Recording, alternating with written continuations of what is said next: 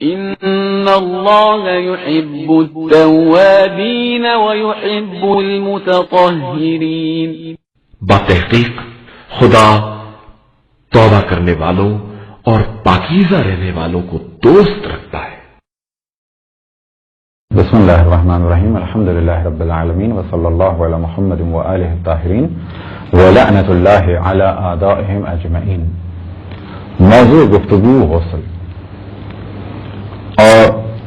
ہماری اس گفتگو کا جو در حقیقت موضوع ہے وہ ہے غسل حیض،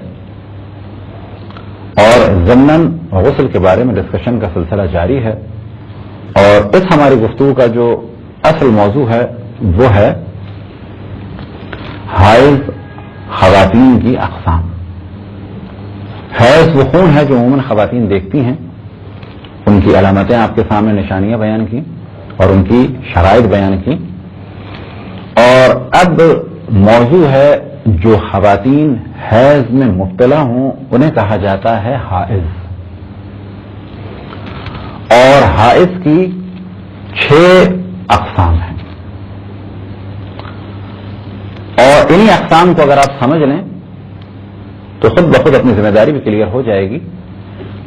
اور پھر اس جانب توجہ دلائیں جو بات ہم نے شروع کے لیکچر میں توجہ دلائیں کہ بعض موضوعات بظاہر مشکل لگتے ہیں، لیکن خداوند تبارک و تعالیٰ کی راہ پر چلتے ہوئے اور حکم خداوند تبارک و تعالیٰ پر عمل کرنے کے لیے اگر اس میں جستجو کی جائے تو بلا شک اس مشکل کو سالو کرنے کے لیے آپ جتنی کوشش کریں گے اس کا ثواب ملے گا. اور پھر اس جانب توجہ رہے کہ جہاں اور دیگر اپنی علمی اور دیگر مشکلات کو حل کرتے ہیں اور مشکل موضوعات کو سمجھ لیتے ہیں، بالکل اسی طریقے سے اپنی شرعی ذمہ داریوں کو اور شرعی مسائل کو سمجھنے کے لیے بھی اگر ذہن پہ زور ڈالا جائے تو کوئی مذائقہ نہیں ہے، بلکہ یہ کام واجب ہے. البتہ کتنا واجب؟ آپ میں سے کسی بھی خاتون پر یہ واجب نہیں ہے کہ جو بھی ہم مسائل بیان کر رہے ہیں سب کے سب آپ جانیں. صرف اتنا واجب ہے کہ جو مسائل آپ سے ریلیٹڈ ہیں ان کو جانیں. اور یہی ہم عام طور پہ کہتے ہیں نوجوانوں سے اور دیندار افراد سے کہ آپ پر یہ واجب نہیں ہے کہ آپ پوری توضیح مسائل یا پورے احکام شرعی کو جانیں، بلکہ آپ فقط ایک جانب توجہ دیں، اور وہ یہ کہ آپ یہ تحقیق کریں کہ آپ پر اس وقت واجب کیا ہے اس کو جانیں. مثال کے طور پہ آپ کے پاس گائے نہیں ہے، اونٹ نہیں ہے. اب کیونکہ آپ پر گائے نہیں ہے، بھیڑ نہیں ہے، اونٹ نہیں ہے، تو آپ پر واجب نہیں ہے کہ آپ گائے، بھیڑ یا اونٹ کی زکوٰۃ کے مسائل کو جانیں. بے شک اپنا جانیں. اسی طرح سے اگر کچھ خواتین ایسی ہیں کہ جن کی عمر بالکل گزر چکی ہے اور بعض مسائل اب ان سے ریلیٹڈ نہیں ہیں تو کہا جائے گا وہ بھی نہ سیکھیں. لیکن ہاں ایک حد تک سیکھنا ہوگا. وہ کس حد تک؟ تاکہ انہیں پتہ چلے کہ اگر نماز روزہ ان کے نماز اور روزے قضا ہوئے ہیں تاکہ ان کو ادا کر سکیں، تو کچھ حد تک ان کو مسائل سیکھنے پڑیں گے. بس حائض کی 6 اقسام ہیں، جن میں سے پہلی قسم ہے مبتدیہ. یہ وہ خاتون ہیں یا وہ لڑکی کہ جس کو پہلی دفعہ حیض آ رہا ہو. مبتدیہ یعنی ابتدا حیض کی، یعنی ایسی حائض خاتون کہ جن کے حیض کی ابتدا ہے. یعنی ایک ایسی لڑکی کہ جو ابھی 9 سال کی ہوئی ہے یا 10 سال کی ہوئی ہے، یعنی ابھی بالغ ہوئے اسے کچھ ہی دن گزرے ہیں اور اب اسے پہلی دفعہ خون آیا ہے. اب اس خاص موضوع کی جانب توجہ دلائیں، خصوصاً ماؤں کی اور بڑی بہنوں کی، اور یا بالفاظ دیگر سرپرستوں کی. اگر کسی کی ماں نہیں ہے، کسی کی بڑی بہن نہیں ہے، تو باپ کو بھی اس جانب توجہ دینی چاہیے اور کوئی مذائقہ نہیں ہے. اور وہ یہ کہ اگر بچی 9 سال کی ہو رہی ہو یا ہو چکی ہو تو اس جانب ماں کی اور بہنوں کی اور بڑوں کی توجہ ہونی چاہیے کہ کبھی بھی اس کے جسم سے خون خارج ہو سکتا ہے اور یہ خون اس کے مذاق کا سبب نہ بنے اسکول یا کسی بس یا کسی پبلک پلیس پر. یہ ذمہ داری ہے ماں کی اور بڑوں کی کہ اس بچی کو انفارم کریں اور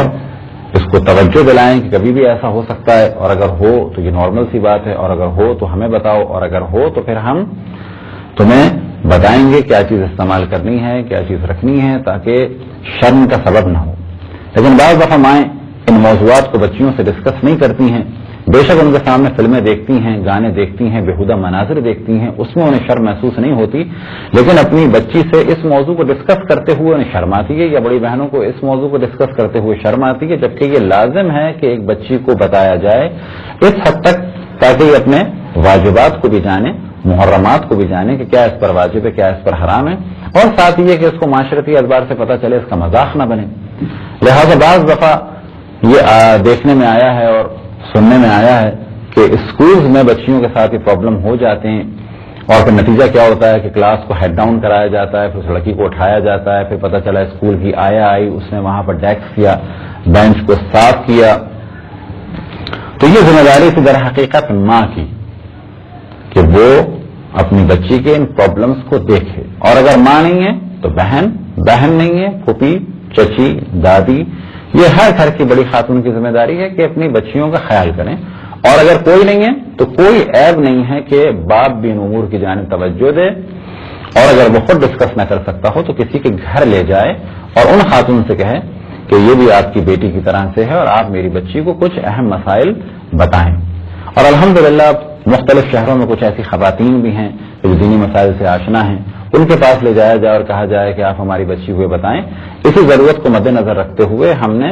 یہ سلسلہ کیا ہے اور شرم محسوس نہیں کی کہ یہ وہی مسائل ہیں کہ جو تعلیمات قرآن و اہل بیت کا نچوڑ ہیں کہ آپ کے سامنے پہنچائے جائیں اور آپ ان مسائل کو جانیں۔ بس پہلی قسم ہے حائض خاتون کی مبتدیہ، یعنی وہ خاتون کہ جن کی حیض کی ابتدا ہے، پہلی دفعہ یہ حیض ہو رہا ہے اور اب ان کو نہیں معلوم کہ یہ حیض ہے یا نہیں ہے۔ کیونکہ حیض ہے یا نہیں ہے تو ان پر ذمہ داری ہے کہ یہ خون پر دقت کریں۔ اب اگر خون حیض کی شرائط پائی جاتی ہوں، یعنی خون حیض کی علامتیں پائی جاتی ہوں اور ان میں شرائط پائی جاتی ہوں تو یہ حیض مانا جائے گا۔ دوسری قسم ہے مضطربہ۔ مضطربہ وہ خواتین یا وہ بچیاں ہیں کہ جن کا حیض کا زمانہ تو شروع ہو چکا ہے، ایک دفعہ یا دو دفعہ یا ممکن ہے کہ 5-6 دفعہ بھی حیض وہ دیکھ چکی ہیں، یا ممکن ہے کہ اس سے زیادہ، لیکن عموماً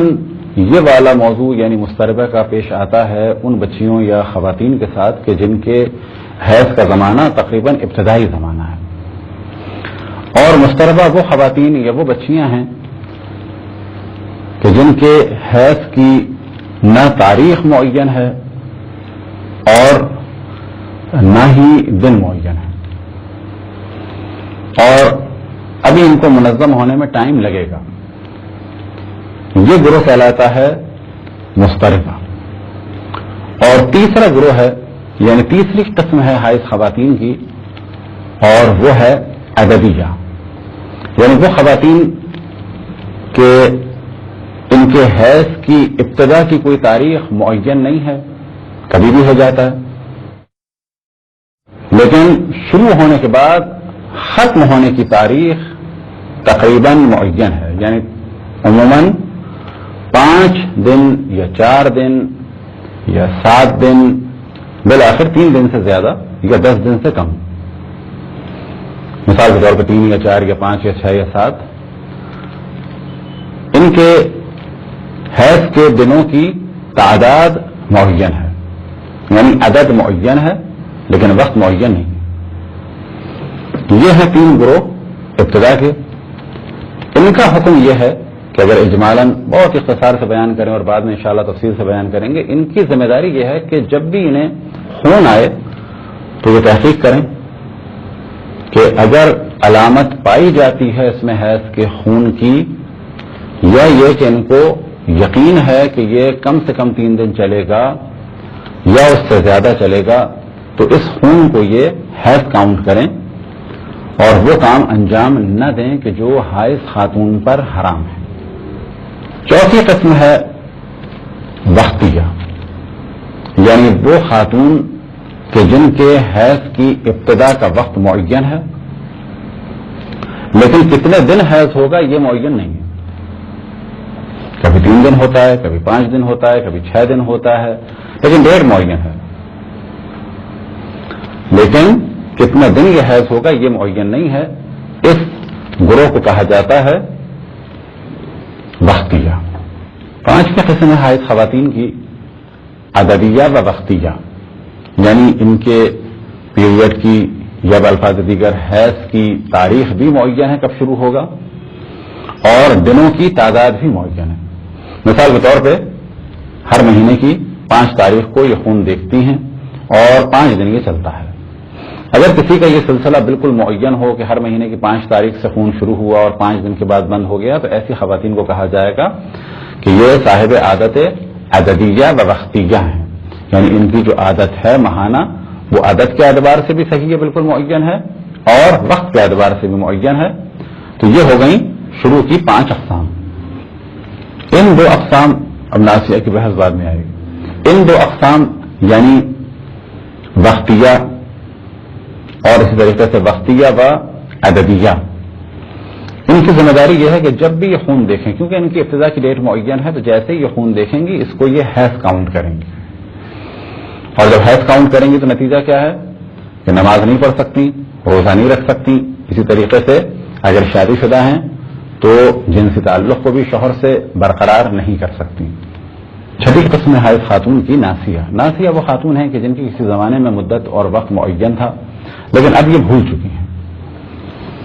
ان کا بھی یہ مسئلہ ہے کہ اگر یہ خون دیکھیں اور اس میں حیض کی علامت پائی جاتی ہو تو یہ حائضہ مانی جائیں گی. اب یہاں پر ایک خاص مسئلے کی جانب توجہ دلائیں کہ یہ کیسے پتہ چلے کہ کون سی خاتون کس قسم کی حائض مانی جائیں گی فقہ کے اعتبار سے. تو اس کا معیار یہ ہے کہ اگر 2 مہینے لگاتار یہ ایک ہی تاریخ میں خون دیکھیں اور ایک ہی تاریخ میں بند ہو تو کہا جائے گا کہ یہ ان خواتین میں سے ہیں کہ جن کی تاریخ اور جن کی مدت معین ہے. لیکن اگر یہی خاتون تو جن کا ہمیشہ یہ سلسلہ تھا، یا یہ کہ شروع کے 2 مہینے میں اس طرح سے رہا